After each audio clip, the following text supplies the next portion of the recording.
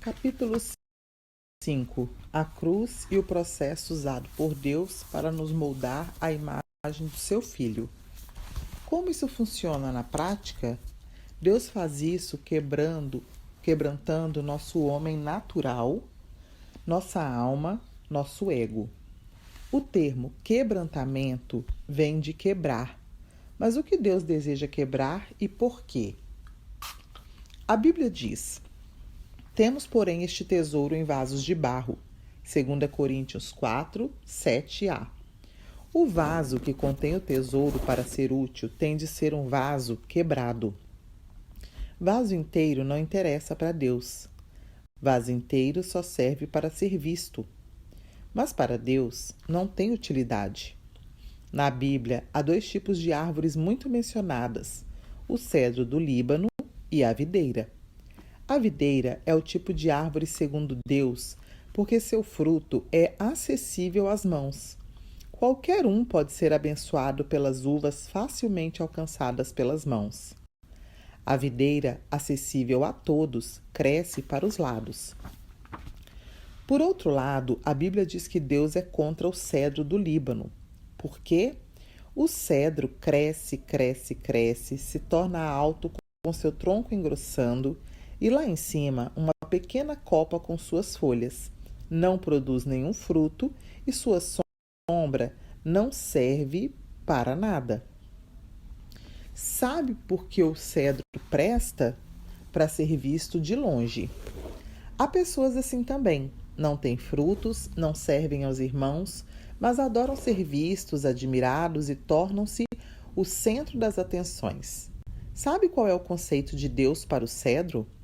O machado foi posto à raiz, portanto, a única maneira de um cedro ser útil é sendo cortado, para que sua madeira seja a matéria-prima de alguma coisa que realmente presta para alguma coisa.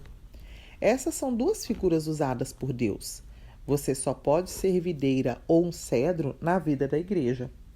No caso do cedro, só depois de ser derrubado e quebrado que se tornará útil. A formação do caráter de Cristo em nós acontece através do quebrantamento da alma e do ego, que são a mesma coisa. E isso é um processo em nossa vida que não tem fim. Em Lucas 9:23, vemos como isso acontece de maneira objetiva. Se alguém quer vir após mim, a si mesmo se negue. Dia a dia, tome a sua cruz e siga-me. O que identifica alguém com Cristo não é ele ser membro de uma igreja evangélica, ser filho de pastor, dar dízimo, cumprir a boa moralidade protestante, não xingar, não matar, não roubar, não adulterar, não falar mal dos outros, não fumar, entre outras coisas. Não é somente isso que identifica alguém como discípulo. Os fariseus, por exemplo, eram em extremo legalistas e cumpridores de regras extremas, com imenso cuidado. E nem por isso foram discípulos aprovados por Jesus. O que caracteriza alguém como seu seguidor é tomar a cruz a cada dia. Cristianismo sem cruz deixa de ser cristianismo, pois não expressa a vida, a imagem e o propósito de Deus. Cristianismo sem cruz é uma igreja que não é igreja, que perdeu a imagem do Senhor. Em Lucas 14:27, Jesus diz: e qualquer que não tomar sua cruz e vier após mim, não pode ser meu discípulo. Aqui a coisa fica mais séria. Você pode fazer todo o resto. Pode pregar a verdade bíblica de uma maneira fundamentalista, ortodoxa, pode ir para a Escritura e ministrar a palavra com exímia qualidade. Isso não faz de você um discípulo de Cristo. O que o faz ser um discípulo de Cristo é tomar a cruz. A primeira ferramenta, talvez a mais importante para formar o nosso caráter, é a cruz. No plano da redenção, vemos a obra e o poder da cruz. A obra da cruz fala da salvação e da justificação. O poder da cruz fala da libertação do poder do pecado e da nossa inclusão na morte de Jesus. Precisamos ter revelação da cruz.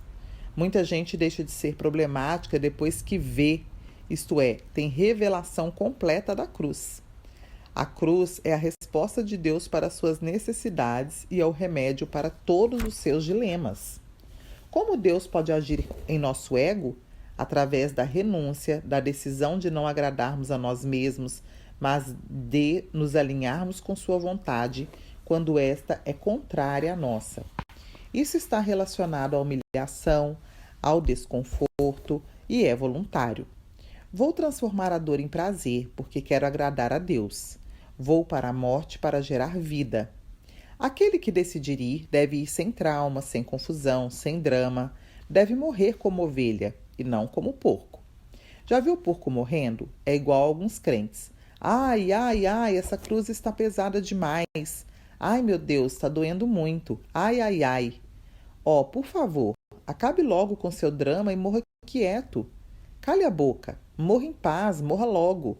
Quanto mais rápido morrer para si mesmo, mais rápido será a posse da paz, da alegria, da harmonia interior e da vida transbordante, meu querido irmão. A cruz, portanto, é a maneira de Deus de libertar você de si mesmo.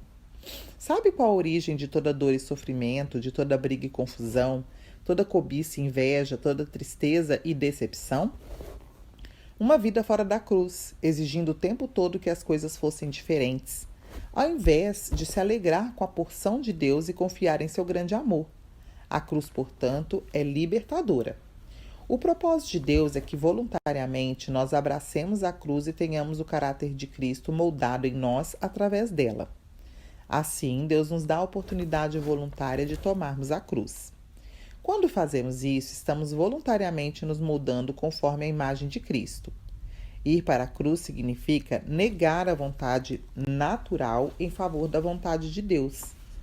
Ter a vontade da alma submetida à vontade de Deus. Imagine que no próximo domingo você vai pregar no culto e precisa preparar uma mensagem para a igreja. Você pode fazer isso de duas formas. Pode pensar e considerar: o que eu devo pregar? O que vai ser legal eu pregar na igreja? Ah, já sei, vou pregar aquela mensagem que a igreja precisa. O que você está fazendo? Está usando suas estruturas naturais, sua mente. Por outro lado, você pode tirar uns 2 dias de jejum, orar diante de Deus, adorar ao Senhor, ministrar e perguntar a Ele: o que o Senhor quer que eu ministre? Nesse processo de intensidade de derramar na presença de Deus, o Espírito Santo vai inspirar seu espírito e trazer essa comunicação à sua alma. Ele te dará a mensagem precisa que sua igreja precisa receber. Onde começou o processo todo? Na direção do Espírito, mas sua alma foi tocada. Então você lança mão de ilustrações que tem sobre aquele assunto, leitura de livros, sua mente se lembra de muitas coisas interessantes a respeito do tema e seu espírito, inspirado pelo Espírito de Deus, vai pensar nas Escrituras os princípios que Deus quer que você proclame naquela ministração. Você então faz o esboço, recheia-o e vai pregar. Veja bem, sua alma entrou no processo. Como? Ela foi submetida ao controle e inspiração do Espírito. Ela não foi reprimida, mas participou do processo.